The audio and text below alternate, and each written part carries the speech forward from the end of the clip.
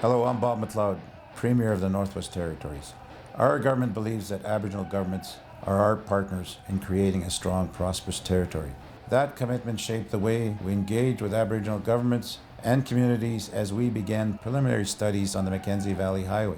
The construction of the Mackenzie Valley Highway is a part of our history and a part of our future. John Diefenbaker recognized the potential of this great land when he spoke of an all-weather road to the Arctic Ocean. Today, we still share Mr. Diefenbaker's dream of a road to resources in partnership with Aboriginal governments and the Government of Canada. Completion of a highway from Wrigley to the Arctic coast of Tuktoyaktuk will help to unlock our resource wealth, creating benefits for our residents and all Canadians. It is a project with nation-building potential, like the Canadian Pacific Railway was more than a century ago. The Berger Inquiry underlined a point our government firmly believes. Northerners need to be making the decisions that affect them, and we need to share in the benefits of development.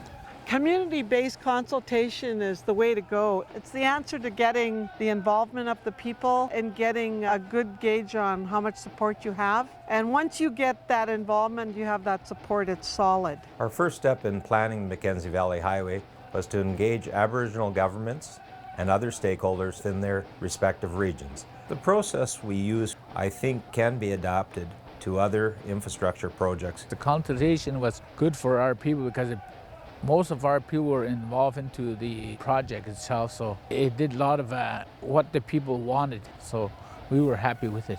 We're very satisfied with the approach that we have taken with government. And, we've had to convince government that we want to do this and that we're capable of partnering, and so that's what we've done. If we're going to make informed decisions, we can engage our people in the process and have them make an informed decision at the end of the day. At the beginning, some of the people didn't want the highway, and now the elders are for it, and almost all the people are for it. The highway will make life so much better for us. You can't imagine the isolation when you live in an area like we do. We are isolated. It was an astounding change to us when in the first meetings the community members would say, "What are you doing with your road on our land?" And at the end of that process, it was much more the community members saying, "Our road on our land." Strengthening relationships with Aboriginal governments in our community is a priority. Working in partnership with Aboriginal groups is an effective way to plan and move forward on major projects. This helps us and Aboriginal governments serve the interests of all Northwest Territories residents.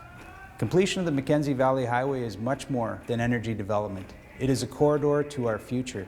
It will reduce the cost of living, increase tourism, and create thousands of jobs in the Northwest Territories. The drive time from Edmonton to Inuvik will be reduced by a third. It will also enable the development of a fiber optic connection north to south. The completion of the community-led planning demonstrates the ability of Aboriginal organizations to fully participate in the planning of major public infrastructure projects.